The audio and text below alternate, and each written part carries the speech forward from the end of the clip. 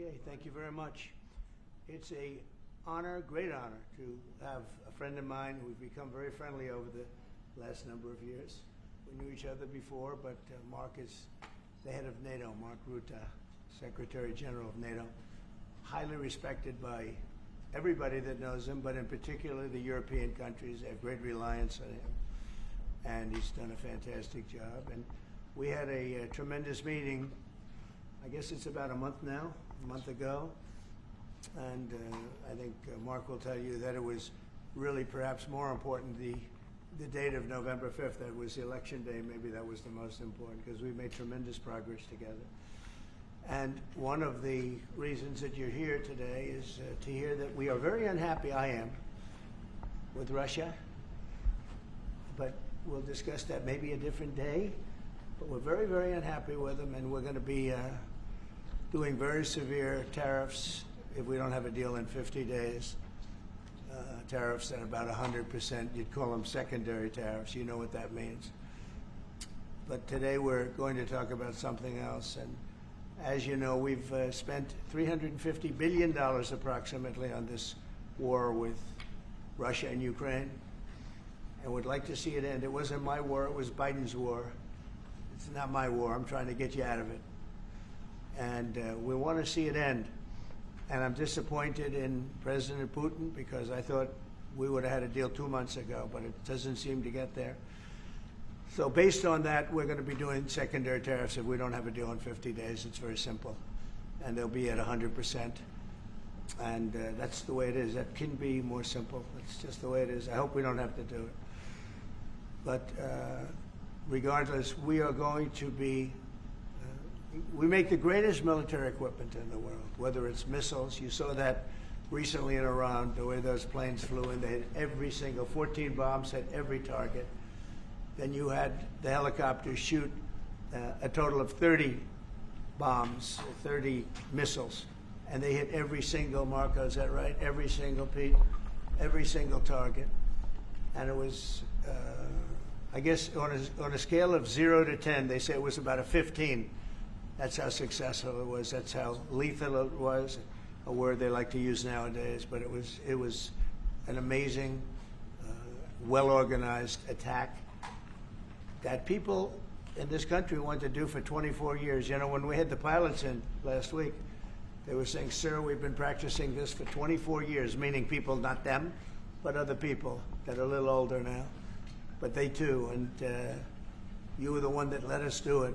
But we've been practicing it 3 to 4 times a year for 22, 24 years, because they always knew they had to stop Iran from doing what they were doing, which is trying to come up with a nuclear weapon, a nuclear bomb.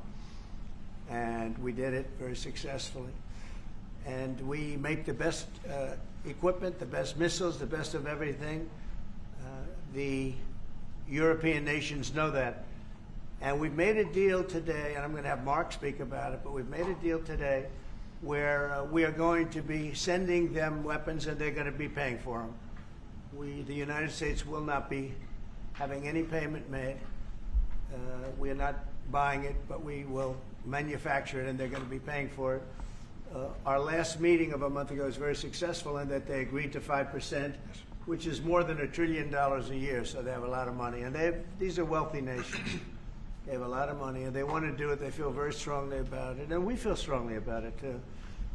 But we're in for a lot of money, and we don't want to do anymore. And we can, but we make the best, and we're going to be sending the best to NATO, and in some cases to maybe, at Mark's suggestion, if we go to Germany, where they're going to send early on missiles, and they'll be replaced, and NATO is going to take care of it. It's going to be coordinated by NATO, and they're going to work very much with Matt Whitaker, who's right here, who's a great ambassador, and Matt's going to be coordinated. You better do a good job, Matt. I will. But Matt's going to coordinate. He's a very talented guy. He's going to coordinate everything. So in a nutshell, we're going to make top-of-the-line weapons, and they'll be sent to NATO. NATO may choose to have certain of them sent to other countries where we can get a little additional speed, where the country will release something, and it'll be mostly in the form of a replacement. And I'd like to have Mark, and again, just a highly respected, pretty young guy, pretty young guy for having had the career that he's had, because Don't he had an amazing career before going to NATO. So we spent a lot of time together over the last couple of months. And if you could say a few words. Absolutely. Thank you. No, Mr. President, dear Donald, this is really big. This is really big. You called me on Thursday that you had taken a decision.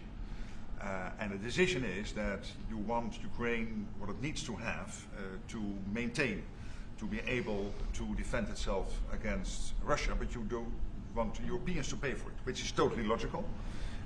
And this is building on the tremendous success of the NATO summit. The 5%, but also the decision to keep Ukraine strong and the decision to increase our defense industrial production.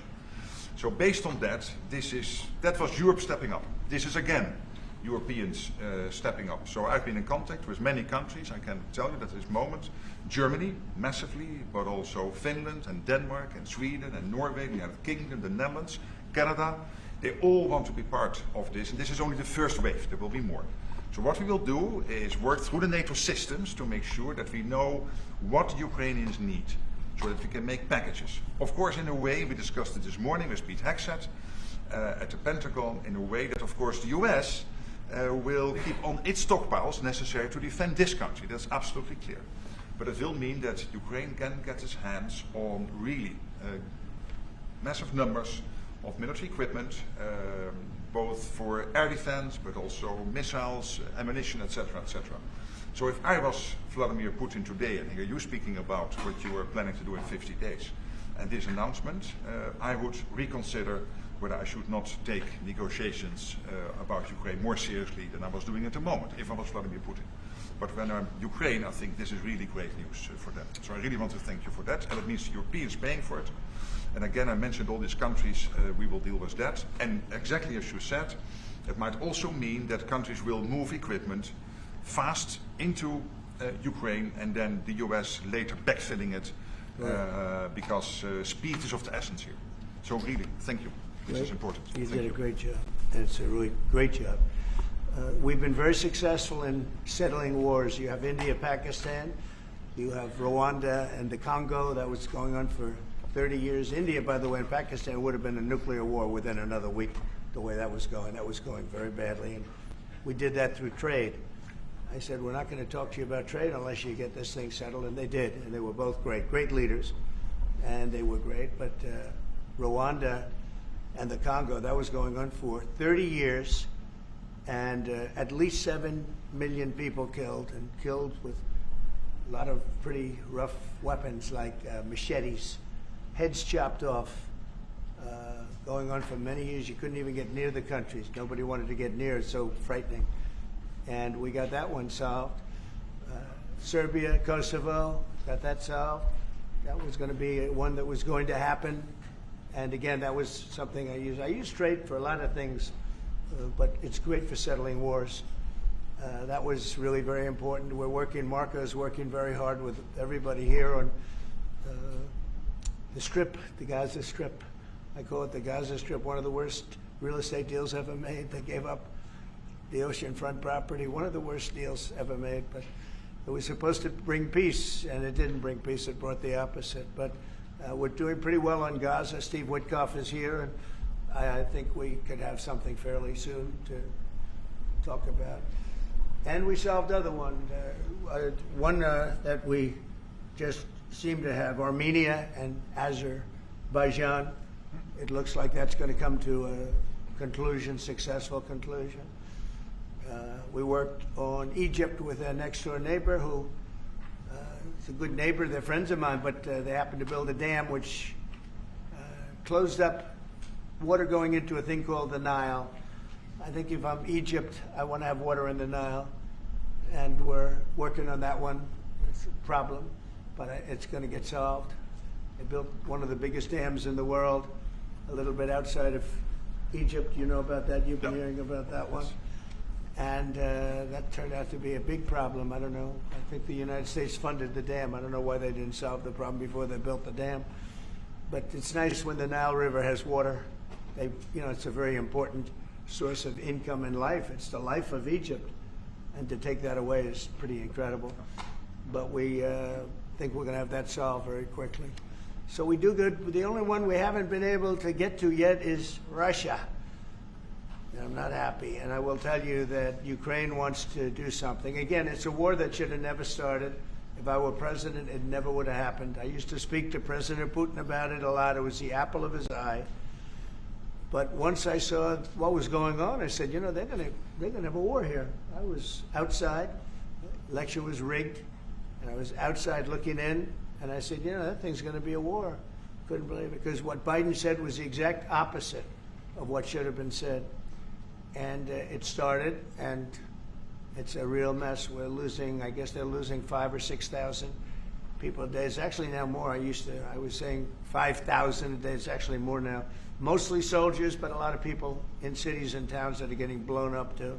It's a horrible war, and it should be stopped. And so if it's not done, if we don't have an agreement in 50 days, that's what we're doing. Secondary tariffs, and they're biting.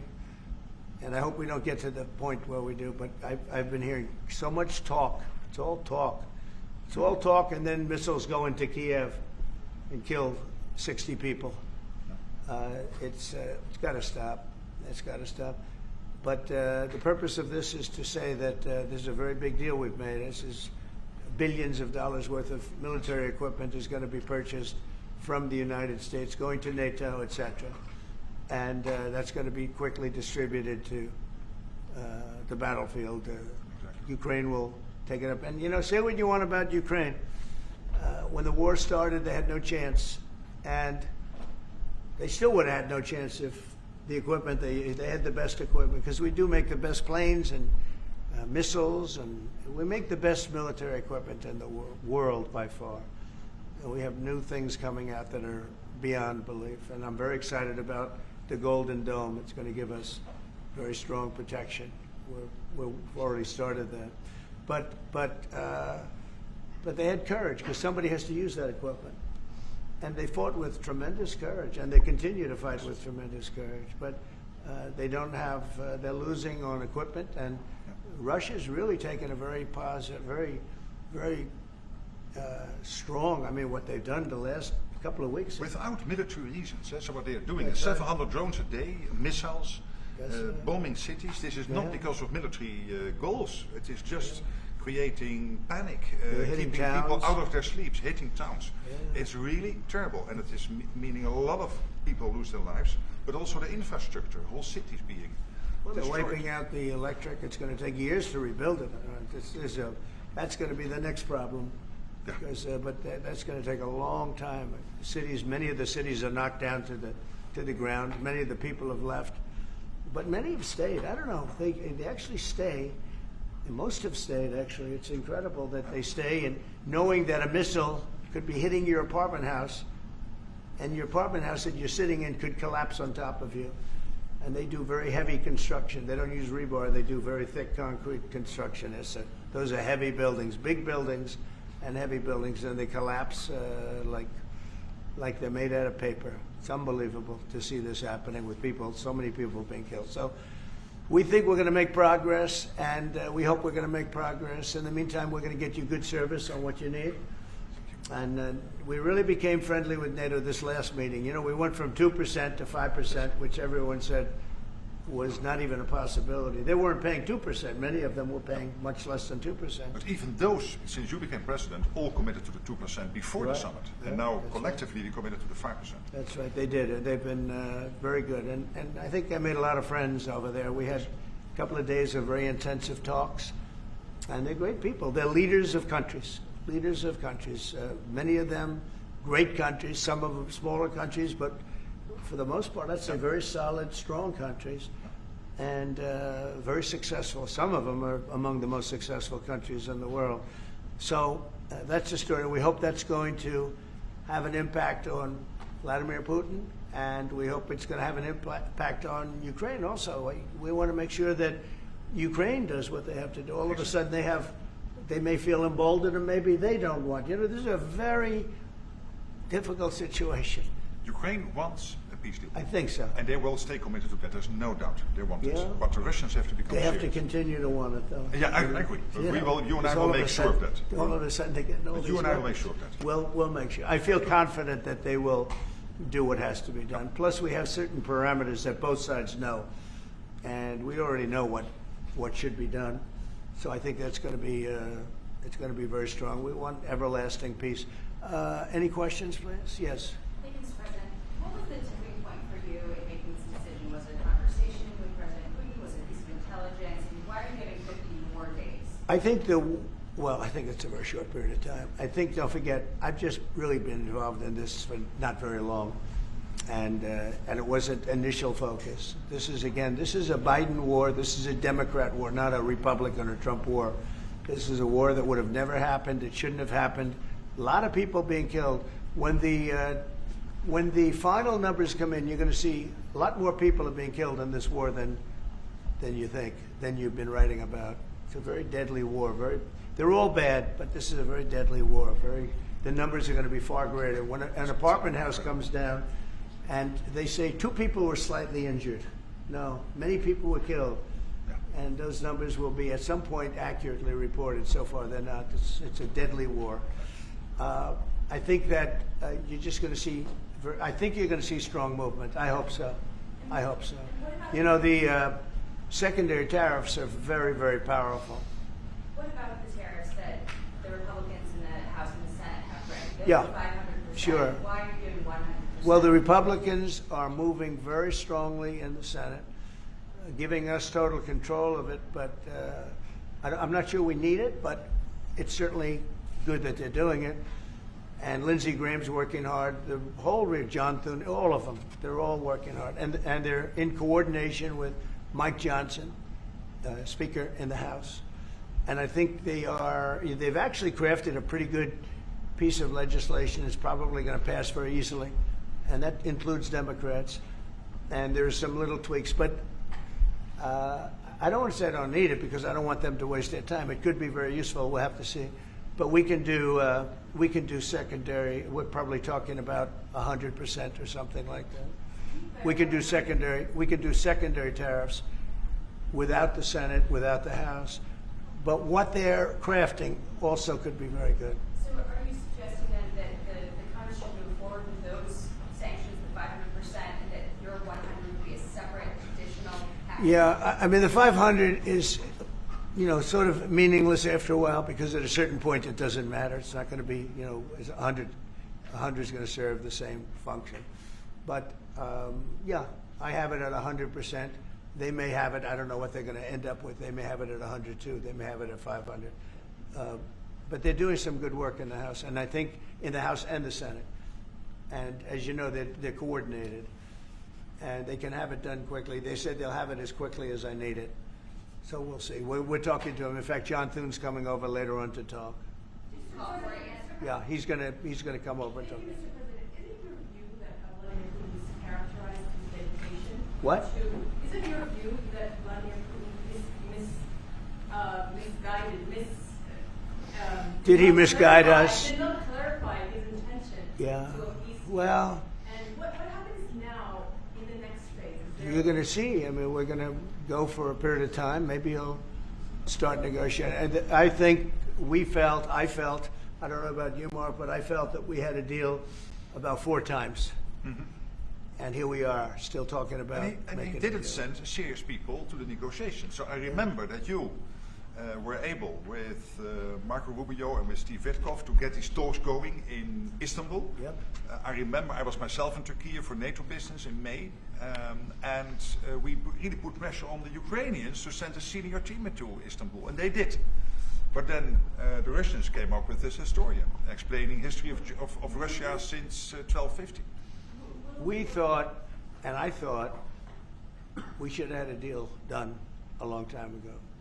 But it just keeps going on and on and on, and every night people are dying. A lot of people, a lot of Russian soldiers are dying, by the way, and a lot of Ukrainian soldiers too.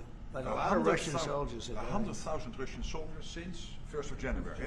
Since January, 100,000 Russian soldiers dead since January. So if anybody in Moscow is listening to this, Again, 100,000 dead Russians since January. This is what President Putin is doing at the moment. Yeah, please. Will these be Patriot missiles specifically or Patriot batteries that you're planning? Everything. It's everything. It's Patriots. It's all of them. It's a full complement with the batteries. Yeah. When do you expect them to arrive? Well, we're going to have some come very soon, within days, actually, because a couple of the countries that have Patriots are going to swap over and will replace the Patriots with the ones they have, and Matt will coordinate with NATO. But so it's going to be, they're going to start arriving very soon. And this afternoon, Boris Pistorius, the German defense minister, is visiting Pete Hegseth, the Secretary of Defense, and we'll discuss also, I think, on this whole Patriot thing. Norway is involved, so that's on the Patriots, but this whole deal is also about missiles, about ammunition, so it's broader than Patriots. We have one country that has 17 Patriots getting ready to be shipped. They're not going to need them for them. So we're going to work a deal where the 17 will go, or a big portion of the 17 will go to the war side. Mr. President. And that can be done very quickly. Mr. President. Mr. President. Yeah, please. Could this transaction with NATO be viewed as a step towards achieving peace, letting Putin know that now Zelensky has a little bit more powerful tools in his tool chest, and maybe that brings him to the table to achieve peace? I know that you want to do that. Brian, that's what we've been saying. I think you might have expressed it better if you want to know the truth. That's exactly what. That was a summary. That was a nice summary. I think he's done better than us. He's a very good guy. I can tell you that. But no, it's well said. Yeah, I think this is a chance at getting peace, or it's just going to be the same thing. And I have to tell you, Europe has a lot of spirit for this war. A lot of people, when I first got involved, I really didn't think they did, but they do. And I saw that a month ago when you were there, many of you were there. The level of esprit de corps, spirit that they have is amazing. They really think it's a very, very important thing to do, or they wouldn't be doing it. Look, they're agreeing to, they're paying for everything. We're not paying anymore. We have an ocean separating us. I said, we have a problem. We make the best stuff, but we can't keep doing this. And Biden should have done this years ago. He should have done it from the beginning, but he didn't. He didn't know he was there. This guy, what a horrible job they did for this country. And I just hope between the border and this and so many other, inflation, what a horrible administration. The worst administration in history, in my opinion. It's not my opinion. I think it's everybody's opinion. But this is something that shouldn't have happened, and we're going to see if we can end it. If I could follow up. I do want to make one statement. Again, I said it before. This is not Trump's war. We're here to try and get it finished and settled and whatever. Because nobody wins with this. This is a loser from every standpoint. But from day This one, was Biden, and this was other people. And it's very sad. It's a very sad situation. This gentleman's doing a great job. I think he's going to get it, and Matt and everybody else that's working on it. I think he'll get this thing over with, hopefully. Mr. President, Yeah. You've praised European countries today as standing up for Ukraine as being strong. Will you allow them to continue to negotiate tariffs lower than 30% before August 1st, or is the deal set? What does that mean? You mean you're talking about the tariffs? Saying on Oh, tariffs. you're back on tariffs. You're on a more friendly tariff, right? A little bit more friendly tariff. No, we're going to be talking to people. We have, I watched a show this morning. They were talking about, well, when's he going to make the deal? The deals are already made. The letters are the deals. The deals are made. There are no deals to make. They would like to do a different kind of a deal, and we're always open to talk. We are open to talk, including to Europe. In fact, they're coming over. They'd like to talk to us. Mr. President, is there any concern about the U.S. stockpiles? There was a pause in delivery of weaponry to Ukraine in order to evaluate, apparently, U.S. stockpiles. What came out of that? Evaluation. I mean, this was a very big, what we're talking about today is a very, very big day. And what Pete was doing, and me too, I knew what Pete was doing, was evaluation, because we knew this was going to happen. And now we actually announced it. They voted on it. It's all been done. So obviously that has a big impact on, when you say pause, obviously you're not going to be doing things if you don't know what's going to happen here. But we were pretty sure this was going to happen, so we did a little bit of a pause. But this is very big This is a very big event today. This is something very big. If it escalates further, how far are you willing to go in response? In what? In what? How far are you willing to go if Putin were to escalate, send more bombs? Don't ask me a question like that. How far? I don't know. I want to get the war settled. They're not Americans that are dying in it, and I have a problem, and JD has a problem. It's a stance that he's had for a long time. They're not Americans dying, but there are a lot of people dying, and on something that should be able to be settled, and we all agree with that. This group of people, that, we want to defend our country, but ultimately, having a strong Europe is a very good thing. It's a very good thing. So I'm okay with that. Yeah, please, in the back. Yeah, is there a ceiling on what the Europeans are willing to pay for? And it sounds like, are you ruling out the U.S. paying from the additional weapons to withdraw that authority? Shall I try to answer Please. that? Because Yeah. basically what the president is saying, that he is willing, of course, taking consideration what the U.S. needs itself. So it's not that you can have a shopping list and you can order whatever you want, because the U.S. has to make sure that the U.S. keeps its hand on what the U.S. needs, also to keep the whole world safe, because in the end you are the police agent of the whole world. You are the most powerful nation on earth, the most powerful military on earth. But given that, the U.S. has decided to indeed massively supply Ukraine with what is necessary through Nato. Europeans 100% paying for that.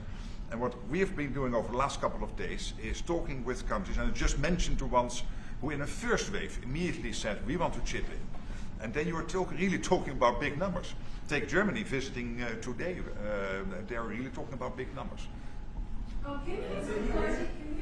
I will say that I spoke with Germany, spoke with most of the larger countries, and they are really enthusiastic about this. They want to, and they're willing to go very far. I will tell you, as per your question, how far would I go? They want to go very far. They don't want this to happen. That's why I think from Putin's standpoint, it would really be good. He gets the country, his economy is doing very poorly, and he's got to get his economy back. He's got to save his economy. He could save his country in a sense, but the economy can be destroyed. He's destroyed a lot of countries over the years. He wants to get that economy back.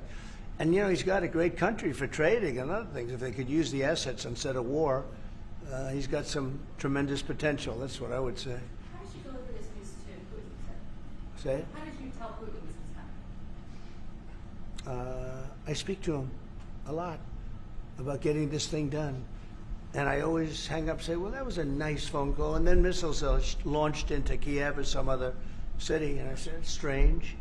And after that happens 3 or 4 times, you say, the talk doesn't mean anything. My conversations with him are always very pleasant. I say, isn't that a very lovely conversation? And then the missiles go off that night. I go home, I tell the First Lady, I spoke with Vladimir today. We had a wonderful conversation. She said, oh, really? Another city was just hit. So it's like, look, he's, I don't want to say he's an assassin, but he's a tough guy. It's been proven over the years. He's fooled a lot of people. He fooled Bush. He fooled a lot of people. He fooled Clinton, Bush, Obama, Biden. He didn't fool me. But what I do say is that at a certain point, ultimately talk doesn't talk. It's got to be action. It's got to be results. And I hope he does it. It's potentially such a great country to be wasting so many people on this and the money. And look at what's happened to his economy. Look at what's happened. So, And with the threat in 50 days, Yeah, the economy will be hit it's, very hard. I mean, look, I hope he's going to do it. He knows the deal. He knows what a fair deal is. If there is such a thing as a fair deal, there's no winners here. This is a loser. This is a loser. And I dealt with him from the beginning. It wouldn't have happened, but I will say Ukraine was the apple of his eye. We talk about it. It was the apple of his eye, but it wasn't going to happen. And he understood that. It wasn't going to happen. And then I noticed, after I was out, I noticed soldiers forming at the border. Yeah. And then I heard horrible, stupid things being said from the other side. And I said, they're really handling it very, very wrong. It's a shame. Yeah. Can I say Yeah, please. one thing, and that is about President Trump, because you came in office in January. On the 12th of February, you had your first phone call with Putin. I think you did exactly what I hoped you would do. That is breaking the deadlock, starting the conversation, because you have to test him. I know Putin very well from the days when I was Prime Minister in the Netherlands. You have to test him.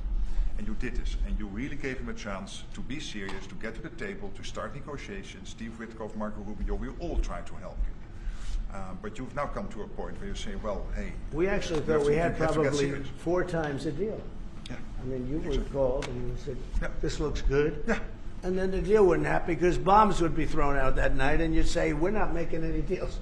It was like, But you breaking the deadlock was crucial because you had to start that process. And you were the only one who was able to do that. I think we'll get it done. Do you think he's reasonable enough to negotiate? Yeah, I think we're going to get it done. I think, look, this is a very powerful situation. You have very wealthy countries buying the best equipment in the world. And we have the best equipment in the world. We make equipment like no other. You know, our submarines, nuclear submarines, are so powerful. They're the most powerful weapon ever built. And we have the best in the world they're 20 years behind, 25 years behind us. We have the greatest equipment anywhere in the world. I just hope we don't have to use it. Yeah, please. Thank you, Mr. President. On a separate topic here, President Biden, of all people, spoke to the New York Times over the weekend. He did not speak to them on the record during his time in office at all. He spoke to them recently. And he defended his use of the ultimatum and said that he signed off on every decision. But at the same time, the Times reports that he did not individually approve each name for the categorical pardons that applies to large numbers of people. What are your take on that? Any new revelations from Well, I mean, you're talking about the auto pen. Look, the auto pen, I think, is maybe one of the biggest scandals that we've had in 50 to 100 years. This is a tremendous scandal. And I know the people on the other side of see that desk, that Resolute desk? Unfortunately, he used it before me. But, you know, we have our choice of 7 desks. They're all beautiful. But I chose the Resolute, and so did he, unfortunately. But the people on the other side of the Resolute desk, I know them. Lisa, the whole group, and they're no good. They're sick people. And I guarantee he knew nothing about what he was signing. I guarantee it. So they're going to figure it out, and we'll see what happens. But to me, the auto pen, you know, you elected president. You know what the auto pen is supposed to do? Sign thousands of letters from young people that write. We get thousands of letters a week, Susie, right? Thousands. I mean, tens of thousands sometimes. I look at a room, there's a room where we have many, many people working, responding and sending letters back. That's what an auto pen's supposed to be. To write to a young 7-year-old boy that writes to the president and he wants to be president someday and he loves America. That's what the auto pen's supposed to be. It's not supposed to be for signing major legislation and all of the things.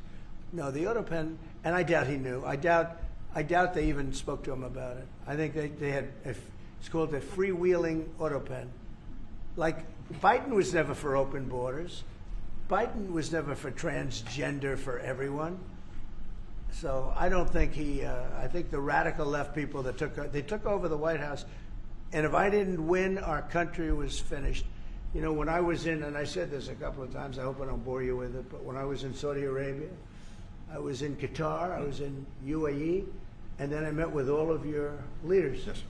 including you, a great leader. He's now the leader of many countries, not just No. But I met with a lot of leaders over the last 2 months in the Middle East and all of the NATO countries. And I will tell you, they had one common phrase. They thought America was dead 1 year ago. And today they say, and they all say it, and I hope you'll back me up in this, but they say now it's the hottest country anywhere in the world. It is. Look at our numbers. Look at the numbers we made. You see, we made $25 billion last month. We didn't make that for years. The tariffs are kicking in. The economy is very strong, even though we have a Fed person who's terrible. He doesn't know what the hell he's doing, but that's all right. We blow through interest rates. We're doing so well, we blow through it. Be nice because people would be able to buy housing a lot easier. But think of it. We thought your country was dead. And they were dealing with China because they were really going to China, but not anymore. But we thought your country was dead, and now you have the hottest country anywhere in the world. So we've done a really good job, and it's an honor to have this man. This man is a star, and he's going to be dealing with another one of my stars, Matt, and you're going to do a great job, Matt Whitaker. Okay? Thank you very much, everybody. Thank you, Brian. Thank you, President. Thank you.